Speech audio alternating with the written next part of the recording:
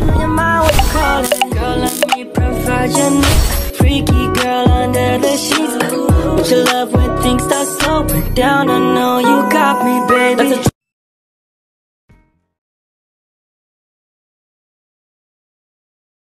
Ibighanin sa lahat, mga kaibigan, ladies and gentlemen, the very beautiful, ang pinakamaganda sa lahat ng angel, naghihilangan, let's make some noise! Our birthday girl, the very beautiful Jessa Grace Matuba!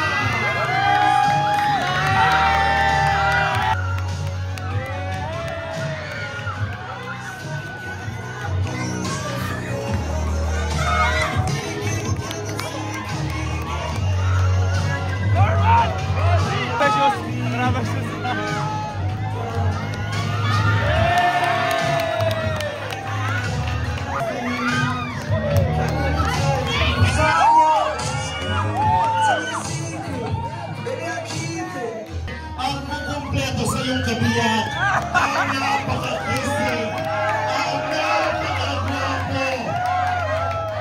Ladies and gentlemen, we give you Norma!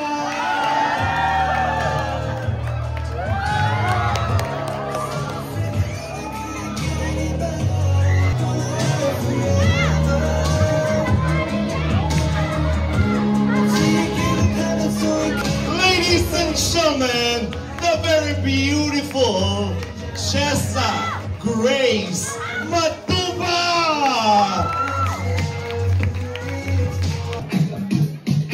That's okay, Grace. For you, for the love. Pero walang program. Kapag nagsarili siya, nagsuot lang siya talaga ng gown. Tapos, yun ang gusto niya. So, ano ko lang ha, na gusto ko lang tawag doon, yung throwback. Actually, itong pangalan niya, Jessa Grace. Ang nagbigay ng pangalan niya, si Papa niya. Yung tatlo, ako. Ito si Papa niya, kasi ang sabi nga niya ay Jessa Grace niya, kasi Jesus, Gracia ni Jesus. So yun, kaya siya ay naging Gracia. Kaya lang, nung siya ay mga grade, ay naging disgrasya. Na-disgrasya na yung Gracia. So, siya lang naman ang may gusto noon. Kami naman, wala namang, walang, kumbaga, sige, gusto mo, sige, kanya ka dyan, gusto mo, bahala ka. Pero kami, ako personally, nagpe-pray ako. Tapos, si Papa rin naman niya nagpo-provide nung pangailangan niya kahit wala siya sa amin. So ngayon, 24 ka na, matured na, nakikita ko matured na siya kasi natutuwa ako dun sa mga mensahe ng mga Kalingap Angels kasi hindi ko ina-expect na ganun si Grace. Siguro, yung lahat ng sermon ko sa kanya, sinisermon. Nakuha niya at least positive yung impact sa kanya. So natutuwa talaga ako at nakita ko sa kanya ito talaga ang kaugali ni Kuya Bal sa yung very welcoming, tapos lahat ibibigay niya. Ganon talaga pang ugali nito ni Grace, kung ikaw ay mapagsamantala, ibibigay niya sa iyo lahat, walang sa kanya matitira. Ganon siya. Napaka generous siya sa lahat. Kita niya yung need mo agad. Isang sabi mo lang dyan, di ka magdadalawa ng parinig, talagang aabutan ka niyan kung meron siya. Ganon siya. Ang pagkatao niya. So nakita ko sa kanya na meron siyang yung pastoring heart. Yan. Mapag-alaga siya, ay magpapastora ka. Magpapastora ka yata, Grace. Testimony ng buhay mo. So yun, Grace, happy birthday. Alam mo naman yung mahal na mahal ka namin. Hindi, naalala ko lang naman.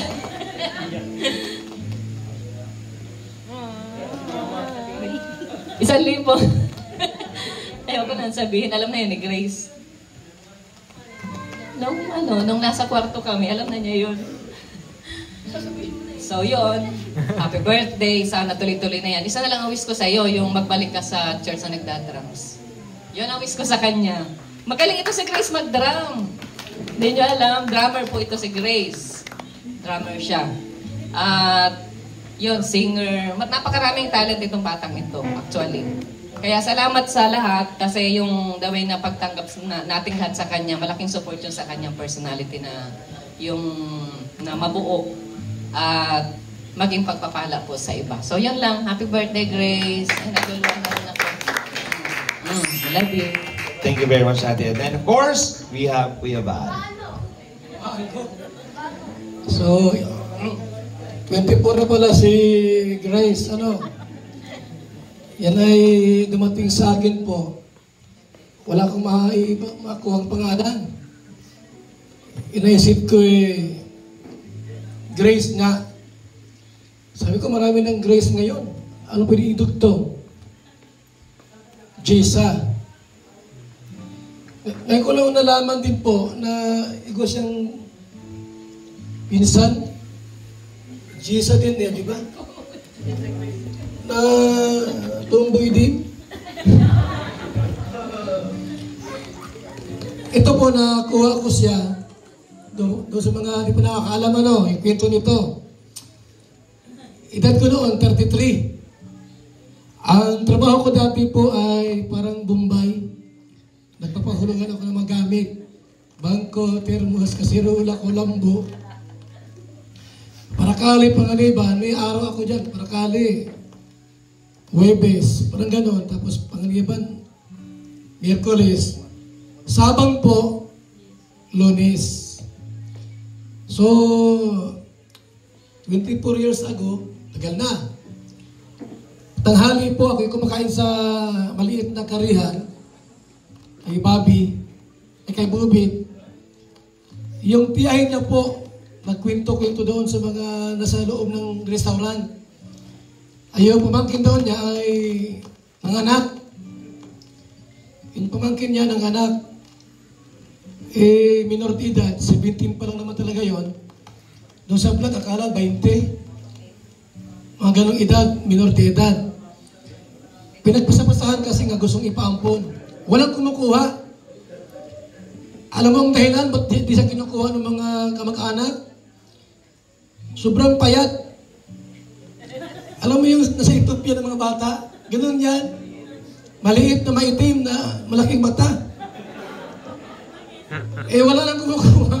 Ako yung nagbiro. Kung wala kukuha kay dyan sa bata, ako na lang. Parang biro lang. Ang dami nang nilapitan ng mga kamag-anak. May teacher pa, ayaw talagang kunin. Pag-uli, next week, ay ano yung tawag dito?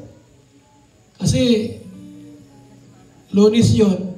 Next Monday, kasi ako naniningil doon naniningil ng mga pautang.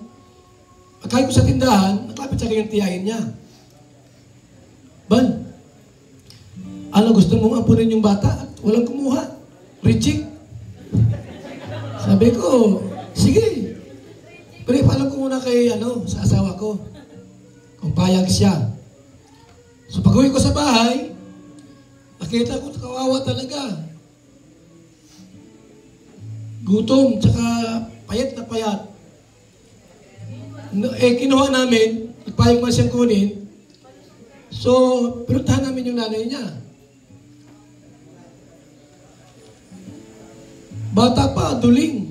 Hindi, alam naman yan duling talaga yung mama niya. Maputi, maliit lang. Yung tatay nito, maaaring patay na po kasi yung magagawa ng payong pa din. Yung magagawa ng payong, yung tay-tay. Kasi sabang po, puntahan niya ng mga magtitinda. So maaaring patay ng tatay nito. Ngayon, nakuha namin, ang hiningi lang po nung mama niya, pambayad sa hilot, 1,000. So binigyan namin ng 1,000. Bitbitin namin to. Ang bata noon, siya pa lang, Alinga Prab, saka si Kakay, maliliit pa yan. Malmahal naman siya. Kasi nung gusto itong kunin, iba yung kapitbahay natin sa Talabatib, walang anak, gustong kunin, ayaw ibigay. Kaya pagka si Ate Nina, gusto rin kunin, ayaw rin ibigay. So ginawa namin, pamili ako ng maraming Listogen. Kasi mura ang Listogen, Grabe ang takaw. Mamaya-maya ang kain. Inom. Abay, nagtaba. Ilang kwento niyan.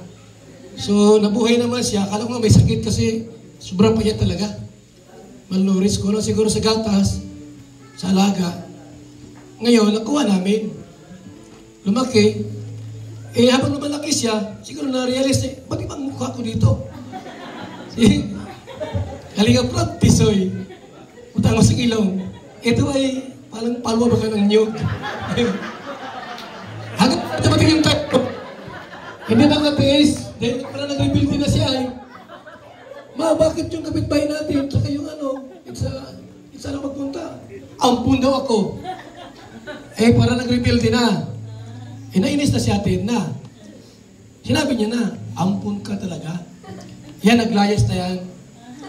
Nag-rebuild talaga siya. Naghiwalay sa amin. Hinayaan ko na lang. Nahanap niya ang nanay niya. Nakitang duling. Nagbalik.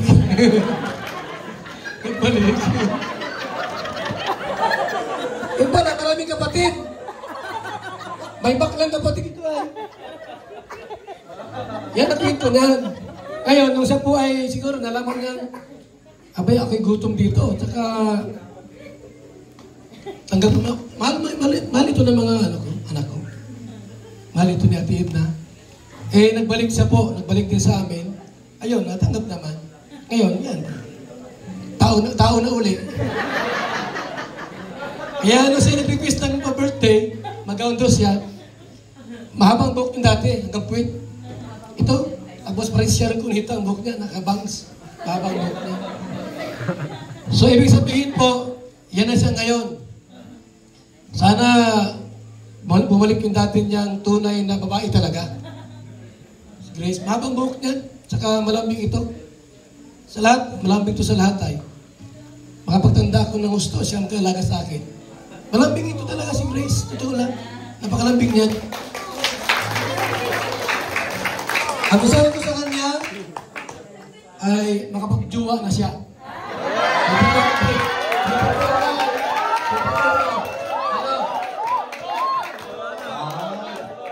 Grace, marami kang sasabihin mamaya. Kuya, dito ko muna happy birthday muna tayo. Dami ko gusto sabihin, pero sige, mag-blow ng candle muna tayo po. Ayan, everybody's invited. Tayo po tayong lahat. Kung ano man ang mga nararamdaman mo ngayong Grace, yung mga hinanakit mo at mga nasabi sa iyo,